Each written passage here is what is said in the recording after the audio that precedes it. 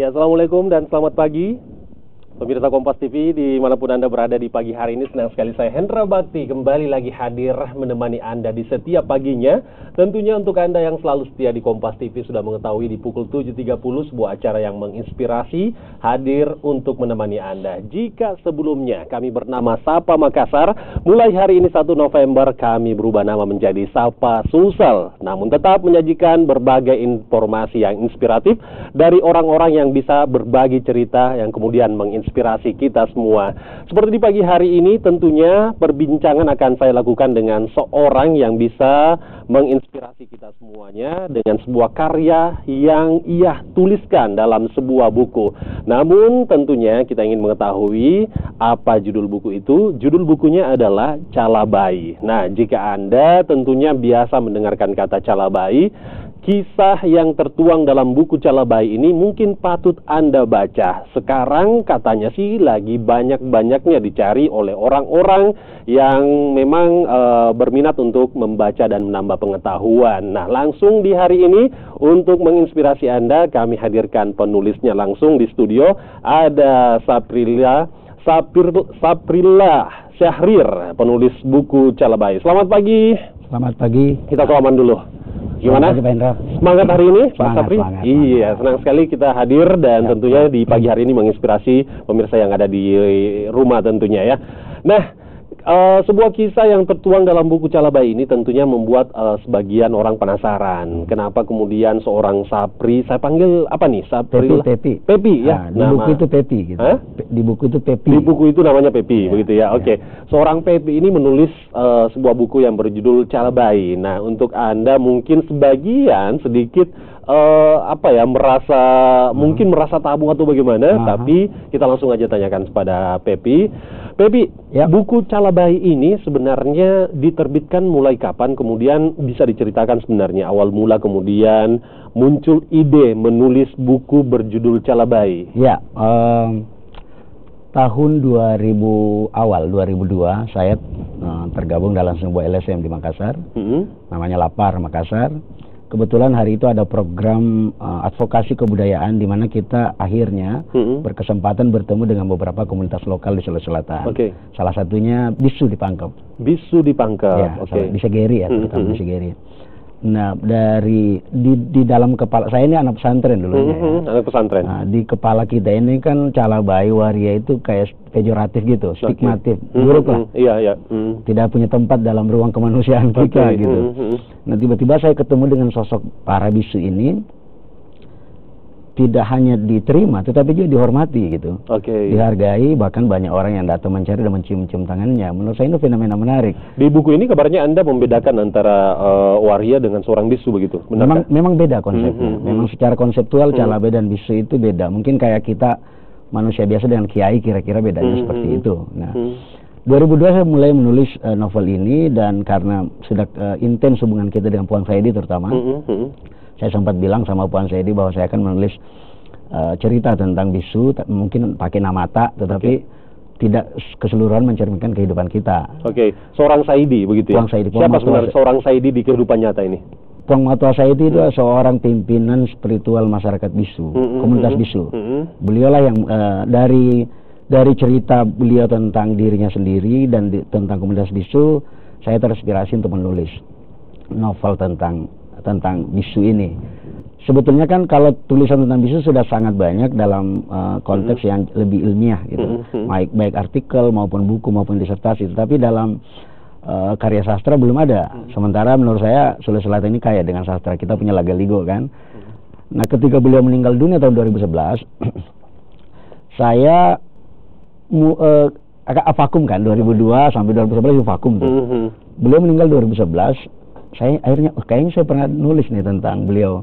Akhirnya karena saya melihat juga ini dedikasi terhadap beliau, takzim terhadap beliau, penghormatan terhadap beliau, saya lanjutkan tulisannya. Dan akhirnya ada seorang teman saya di Jakarta yang saya kirimin sebetulnya draft novel ini untuk dikoreksi, malah dia yang lujutin ke penerbit. Akhirnya ketemu dengan penerbitnya dan akhirnya diterbitkan November 2016. 2016. Bang Hendra, padahal sebenarnya proses penulisannya sudah cukup lama, sangat begitu panjang, ya. Sangat panjang. Tapi sempat vakum. Begitu ya. Lalu kemudian pada saat peristiwa kematian beliau, meninggalnya Puang Saidi ini, kemudian Anda tergerak untuk melanjutkan tulisannya.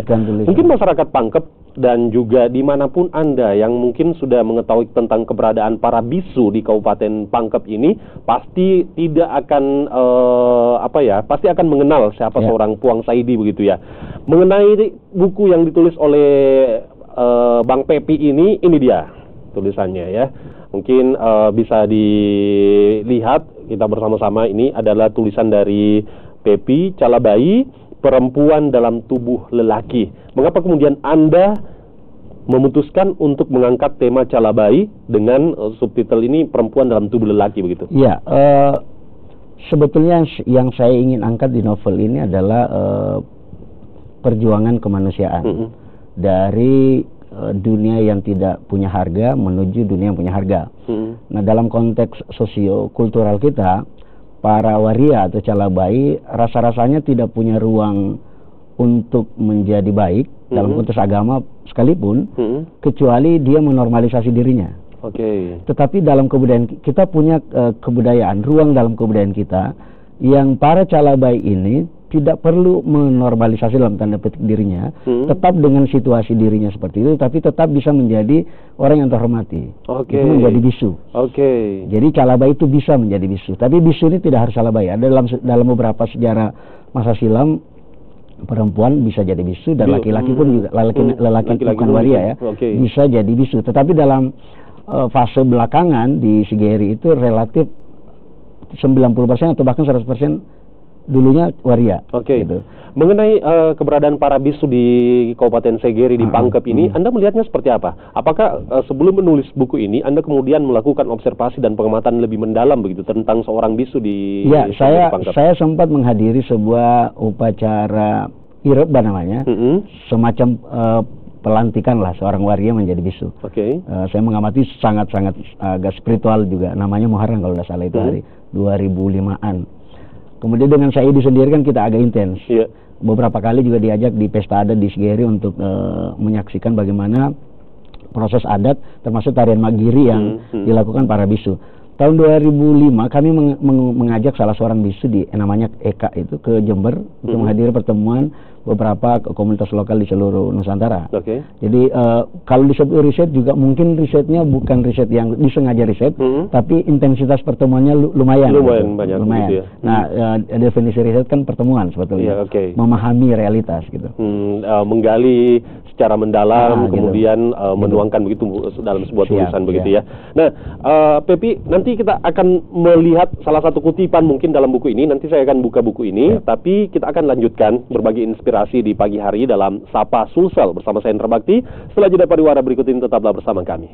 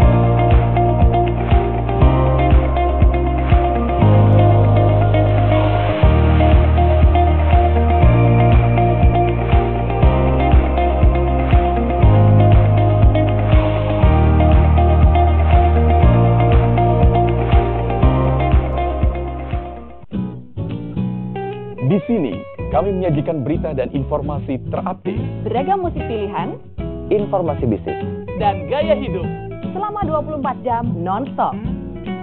Jaringan radio terbesar di Indonesia dan satu dari yang terpopuler di Jakarta. Kami hadir dengan program-program terbaik lintas generasi di seluruh Indonesia. Pastikan frekuensi pilihanmu.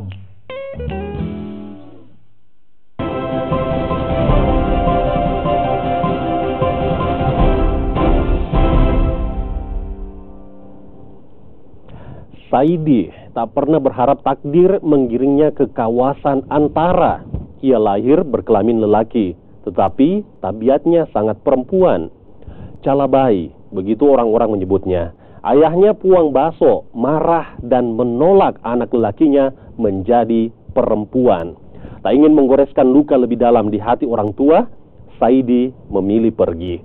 Pertemuan dengan seorang lelaki sepuh bersurban putih di dalam mimpinya telah membakar gairahnya untuk bertualang ke Segeri, negeri para bisu, yaitu pemuka spiritual yang telah melampaui sifat laki-laki dan perempuan di dalam dirinya, mengemban tugas sebagai penjaga keseimbangan alam. Di sana ia menekuni ilmu-ilmu warisan leluhur. Di sana pula ia menemukan jati dirinya menjadi bisu. Ini merupakan kearifan lokal kita begitu ya. Seorang bisu yang ada di Pangkep ini memang sebuah kebanggaan begitu ya. Dalam sebuah acara-acara tradisional, bisu selalu hadir dan dikatakan dalam buku Anda ini menjadi penjaga keseimbangan alam. Maksudnya apa nih? Ya, dalam mitos dalam pelajaran sejarah kita, terutama jadi Lagaligo disebutkan bahwa awal mula kehadiran bisu itu sebetulnya adalah ketika dunia ini dialami bencana yang begitu dahsyat gitu. Dalam Lagaligo disebutkan seperti itu. Nah, lalu kemudian Dewata menurunkan sosok yang kemudian nanti kita kenal dengan bisu yang memiliki kemampuan untuk berbicara dengan dewa. Lalu kemudian dia juga bisa menjadi penghubung antara manusia dengan dewa. Dengan turunnya bisu pada saat itu, bisu pertama, dunia menjadi tenang gitu. Jadi kehadiran bisu ini menjadi semacam penyeimbang sebetulnya. Sebelum kehadiran Islam, beliau yang memegang dunia-dunia spiritual. Sebelum kehadiran Islam di tengah-tengah masyarakat kita. Tetapi setelah kehadiran Islam, mereka terpinggirkan dan akhirnya menjadi semacam penjaga Arajang saja di Bone. Awalnya kan di Bone juga. Di Sopeng juga ada beberapa tidak hanya di Pangkep. Nah, akhirnya mereka ini karena memiliki kemampuan spiritual, dianggap memiliki kemampuan spiritual, maka mereka kadang-kadang diundang untuk misalnya para petani ingin padinya lebih subur, maka diundang melakukan ritual. Ada penyakit untuk tolak bala, beliau diundang menjadi melakukan ritual untuk membuat penyakit itu hilang misalnya. Baik. 380 halaman lebih begitu ya. Buku Calabai Pepi Albaikuni ini, perempuan dalam tubuh lelaki. Sebenarnya kita ingin persingkat begitu ya. Dan 380 halaman ini, cerita awal sampai terakhir secara singkat seperti apa sebenarnya dalam buku ini? Tadi Pak Hendra sudah mengutip quote-nya. Jadi ini kisah seorang anak muda yang anak muda Calabai ya, yang merasa dirinya tidak bermakna karena dia Calabai gitu. Orang-orang mengejek agama ketika dia pergi khutbah Jumat mengatakan tidak ada tempat Calabai dalam Islam.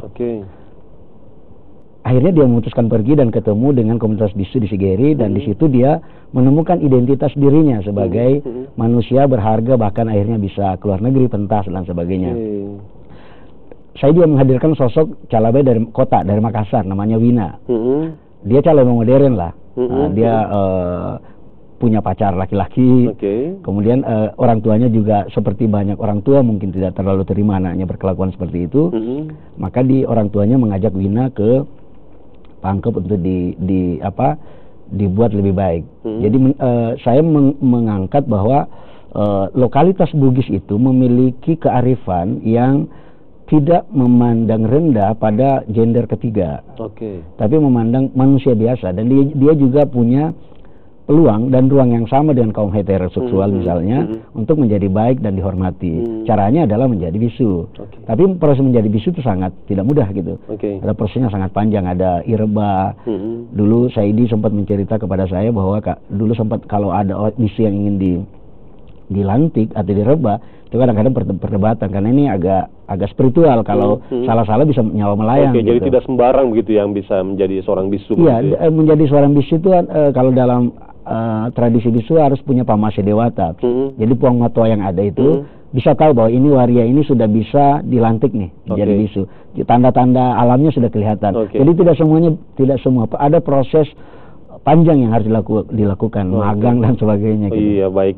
Nah, ini tentu akan menjadi sangat bermanfaat sekali begitu ya. Jika orang-orang kemudian tertarik dengan kearifan lokal di Pangkep ini, seorang bisu yang memang sangat terkenal di sana. Dengan buku yang Anda tulis ini, tanpa mereka ke sana, mereka akan mengetahui dari sini begitu ya, bagaimana kehidupan dari seorang bisu gitu. Bisa saja seperti itu, tapi bisa juga menjadi buku ini menjadi pintu masuk untuk lebih mengetahui mereka. Jadi saya dalam beberapa novel saya memang ingin mengajak.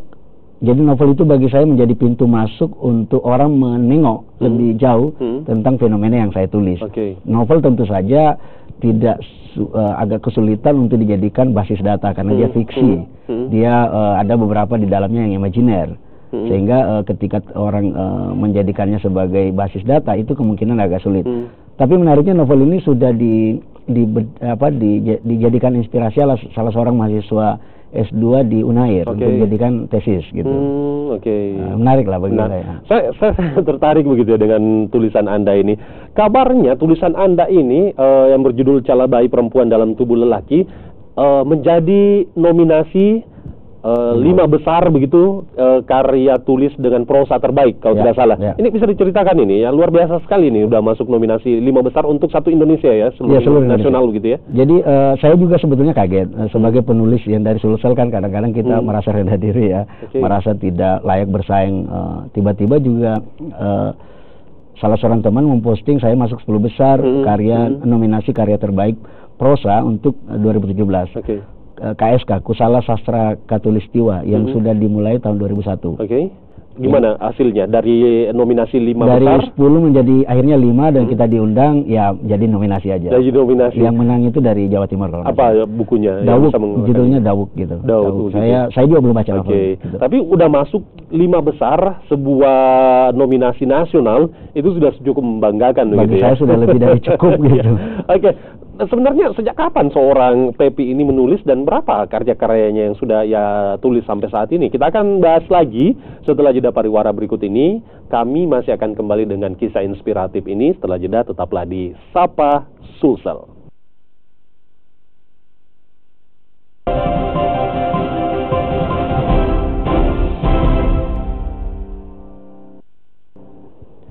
Apakah pernah Bapak berpikir betapa susahnya hidup sebagai calabai? Tanya Puang Matoa. Wina, seperti kebanyakan calabai lainnya, setiap hari makan hati. Bukan karena caci maki orang lain, tapi karena penolakan dari keluarganya sendiri. Ia merasa tidak diterima justru oleh keluarga yang seharusnya bisa memahami atau menerima kehadirannya. Luar biasa sekali. Buku ini gimana sekarang setelah terbit 2016? November 2016, 1 tahun ya. Ini udah masuk bulan November. Respon dari pembaca seperti apa sejauh ini? Kabarnya dicetak ulang kah atau selalu kehabisan di Gramet atau gimana nih? Kalau karena isunya Sulsel jadi isunya luar Jawa, maka yang banyak meminati memang luar Jawa. Oh, luar Jawa. Yang banyak meminati kalau di luar Sulsel itu memang biasa perantau-perantau Bugis. Banyak yang memberi respon bahwa buku ini bisa mengobati kerinduan mereka terhadap kebudayaan Sulsel, terutama mereka Bugis rantau yang mungkin sudah puluhan tahun tidak pulang kampung. Jadi karena selain menulis tentang kisah perjalanan seorang calabai, di sini juga banyak sekali kearifan lokal Bugis secara umum gitu. Termasuk juga gambaran tentang masyarakat rural di Pangkep yang mencerminkan desa tahun 1970-an. Oh, ada memang, juga ya begitu ya. Jadi memang mengobati kerinduan. Kemudian juga para pencinta kebudayaan terutama. Novel ini sebetulnya memang pasti tidak akan selaris novel cinta, karena ini novel yang berbasis kebudayaan lokal gitu. Nah, sejauh ini sudah setahun lebih begitu ya, orang pada mencari. Apakah ada respon? Ini kan terkait dengan calabai. Kalau bisa dibilang ada sebagian orang yang mungkin kurang berani menuliskan tentang hal-hal yang seperti ini begitu ya. Adakah respon yang mungkin mempertanyakan mengapa Anda menulis seperti ini dan lain-lain begitu? Secara langsung enggak, tetapi mungkin di beberapa di Facebooknya penerbit itu ada beberapa yang ini kayaknya nulis gay ini. Yang nulis ini mungkin calabai juga, atau ini kayaknya ingin membangkitkan kembali kaum Nabi Lut gitu. Padahal sebetulnya novel ini ingin mensublimasi kaum waria untuk juga percaya diri bahwa mereka juga bisa baik gitu, bisa ikut dalam spiritualitas seperti kaum heteroseksual. Jadi novel ini tidak mendukung secara brutal kehadiran Calabai, tetapi memberi tempat bahwa di komunitas Bugis kelompok-kelompok Calabai itu punya ruang untuk menjadi baik gitu. Saya kutip kembali, tidak mendukung secara brutal. Secara brutal begitu ya, maksudnya tentang keberadaan sampai Calabai begitu ya. Tapi jenis, dia bisa memiliki tempat yang tinggi begitu maksudnya ya. Misalnya dialog, saya menghadirkan salah satu kiai di situ, Kiai Husin. Sebenarnya dia terinspirasi dari Kiai Husin Muhammad di Cirebon. Dia menjelaskan begini bahwa yang dikutuk dalam agama kita sebetulnya bukan hasratnya tapi perilakunya gitu. Jadi misalnya kalau saya gay nih, saya gay tapi saya diam-diam, apakah saya salah gitu? Nanti kalau saya melakukan perbuatan baru. Sama lah kalau kita hetero anak muda yang melakukan sesuatu ya pasti buruk juga gitu. Nah artinya novel ini tidak mendukung kebebasan, tapi mendukung bahwa semua orang punya potensi untuk baik. Kalau kita tidak bersaudara dalam agama, kita bisa bersaudara dalam kemanusiaan. Kira-kira seperti itu. Jadi tidak perlu terlalu pejoratif lah memandang kelompok waria. Mereka itu orang yang sepi sejak kecil, kesepian, tertindas batinnya. Lalu kemudian kita tambah-tambahi dengan kalimat buruk. Harusnya kita memposisikan diri untuk kemudian menerima mereka. Atau lebih baik lagi jika mungkin mengarahkan bagaimana. Kalau bisa mengarahkan lebih bagus lagi. Karena ketika kami diskusi novel ini di komunitas waria, mereka mengatakan ya kalau mau. Anda pernah mendiskusikannya ke saya komunitas waria begitu? Diundang komunitas waria untuk diskusi buku ini. Salah satu yang menarik bagi saya bahwa mereka juga punya standar moral yang bagus. Dia misalnya salah seorang ketua waria itu mengatakan, ya kalau waria, kalau kau waria, kalau kau caleda, itu kau pasti jelek-jelekin sama masyarakat. Tapi kalau juga kau tampil baik, kau akan diterima. Nah di situ tampil baik, lalu tentu akan berbeda pandangannya ketika seorang Calabai ini memiliki karya begitu ya. Said itu saya tidak pernah lihat dia tampil dengan pakaian yang kayak perempuan. Dia pakai sarung, baju biasa dan sorban dalam kesehari-harinya. Jadi ini tidak masalah. Baik, Anda sebenarnya sudah berapa buku yang Anda tulis? Karena melihat dari tulisan dan kemudian bisa masuk sebagai 5 besar karya prosa terbaik nasional, tidak mungkin ini adalah buku pertama begitu ya. Ini udah berapa buku sebenarnya? Ini tebakannya gitu juga. Ini keempat sih. Ini keempat. Yang bisa disebutkan pertama, yang kedua, pertama ketiga. itu judulnya Tahajud Sang Aktivis. Itu backgroundnya penggusuran di Kariwisi tahun 2003. Terus. Kemudian yang satu itu Kasidah Maribet, itu sebetulnya background tempat saya dulu di Manpeka Didaya, sekolah, itu bahasanya sekolah. Yang ketiga itu Jejak, Cinta Tidak Pernah Salah Mengenali Tuannya, roman tetapi basisnya kebudayaan lokal. Jadi kisah seorang laki-laki yang kemudian jatuh cinta pada perempuan, tapi rupanya dia orang lokal gitu. Dari 3 judul buku yang Anda sebutkan tadi, saya sangat tertarik begitu ya. Saya akan luangkan lagi waktu di beberapa pekan ke depan untuk menghadirkan kembali Anda membahas 3 buku Anda itu gitu ya. Karena ini udah ada di tangan saya. Ini sudah diberikan kepada saya oleh Pepi. Untuk itu saya minta tanda tangannya nih ya. Kemudian tentunya ini akan menjadi bahan bacaan yang menarik untuk saya baca sepanjang waktu lowong yang saya miliki. Karena mengingat buku ini memang saat ini sepanjang pengetahuan saya memang sedang banyak diburu, sedang banyak dicari oleh para pembaca buku begitu ya, mengingat kearifan-kearifan lokal yang berkaitan dengan adat istiadat, budaya, ini memang banyak dicari oleh para pembaca buku yang memang ingin mendapatkan prosa-prosa terbaik begitu ya, sajak-sajak yang ada tertulis dalam buku tersebut. Dan senang sekali saya bisa menerima satu buku yang diberikan langsung oleh penulisnya yang saat ini sedang menuliskan pesan apa begitu ya, yang ia tuliskan untuk saya. Waktu ya. Ini. Oke, saya lihat. Tanggal berapa nih? Ini tanggal 1 November. Bertepatan kami Sapa Makassar berubah nama menjadi Sapa Sulsel begitu ya. Tetap menginspirasi pemirsa dengan sajian yang berkualitas spesial Hendra Bakti. Terima kasih atas kehadirannya seorang Pepi yang bernama lengkap Saprilla Sahrir, penulis Calabai, yang pastinya saya berharap. Satu informasi terakhir, novel ini akan diterjemahkan dalam bahasa Inggris. Oh, akan diterjemahkan dalam bahasa Inggris dalam waktu lagi nyari penerjemahnya. Oh, luar Lagi biasa. nyari penerjemah. Baik, untuk mendapatkan novel ini di mana pembaca bisa Sebetulnya sekarang di Makassar stoknya kosong gitu. Biasanya langsung aja ke Facebook Javanica. Oh, Javanica. Ya, Oke. Luar biasa karena banyak peminat jadi kosong begitu ya. Oke, semoga sukses dan tumbuhlah para penulis-penulis sukses di Makassar seperti Anda dan mengikuti jejak Anda. Terima kasih. Di episode perdana kami berganti nama dari Sapa Makassar menjadi Sapa Sulsel. Kami telah hadirkan orang yang inspiratif untuk kita semuanya. Semoga saja di pagi hari ini yang memang menjadi tujuan kami untuk memberikan Anda inspirasi. Saya Hendra Bakti mengucapkan terima kasih Anda bersama kami di Sapa Sulsel. Sampai ketemu lagi di esok hari. Sampai jumpa.